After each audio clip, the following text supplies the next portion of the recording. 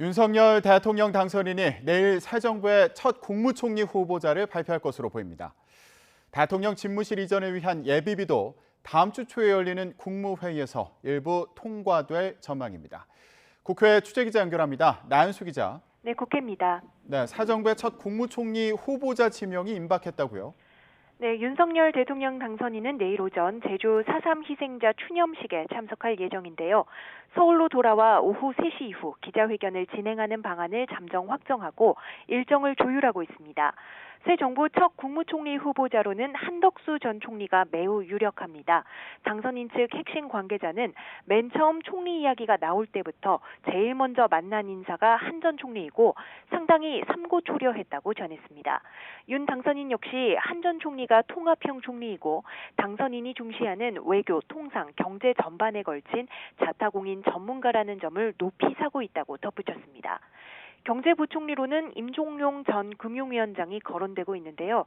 이 관계자는 언론과 정치권의 세평을 좁혀나가는 과정에서 교집합이 한덕수, 임종용이었고 임 전 위원장을 한 차례 만나 직접 직을 제안했다고 설명했습니다.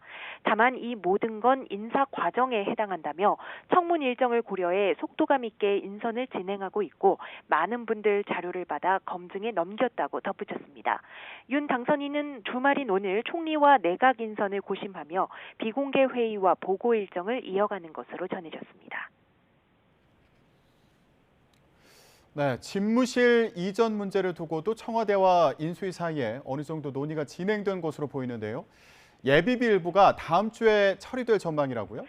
네, 윤 당선인의 대통령 집무실 용산 이전에 쓰일 예비비 일부를 승인하는 안건이 이르면 오는 5일 국무회의에 오를 것으로 보입니다. 이철희 청와대 정무수석과 장제원 당선인 비서실장이 계속 통화하며 청와대와 인수위 측 의견을 조율하고 있고 실무자 간 협의도 이어지고 있는데요. 윤 당선인 측 핵심 관계자는 일부 예산은 잠정 합의에 다음 주 초 국무회의에 상정해주면 좋겠다면서도 국무회의는 화상으로 언제든 할 수 있는 것으로 안다고 말했습니다. 청와대는 집무실 이전과 관련해 무엇보다 이달 중순으로 예정된 한미연합훈련에 지장을 줘선 안 된다는 입장이 확고한 것으로 전해집니다. 국방부의 합참 이전으로 합참의 훈련 수행에 차질이 빚어지는 것을 우려하는 겁니다.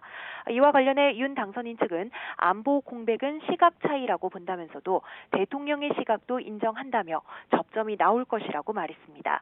이렇게 보면 1차 예비비는 당초 윤 당선인 측이 제안한 496억 원 가운데 합참 건물 이전 비용 등을 제외한 300억 원 안팎에서 우선 통과되지 않겠느냐는 분석이 나옵니다.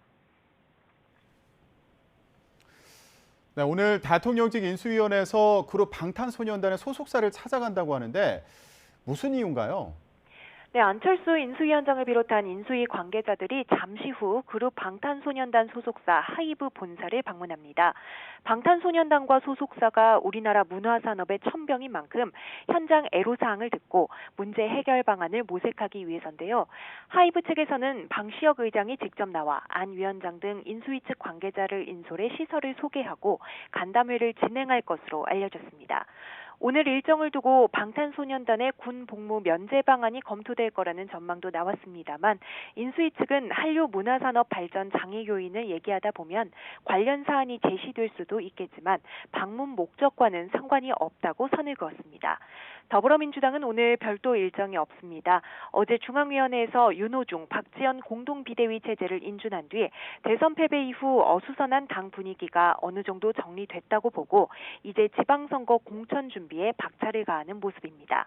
특히 당내 차출 논란 속 송영길 전 대표가 출사표를 던진 서울시장과 새로운 물결 김동연 대표가 등판하면서 당내 경선 룰이 최대 관심사가 된 경기지사 선거에 관심이 모이고 있습니다. 지금까지 국회에서 전해드렸습니다.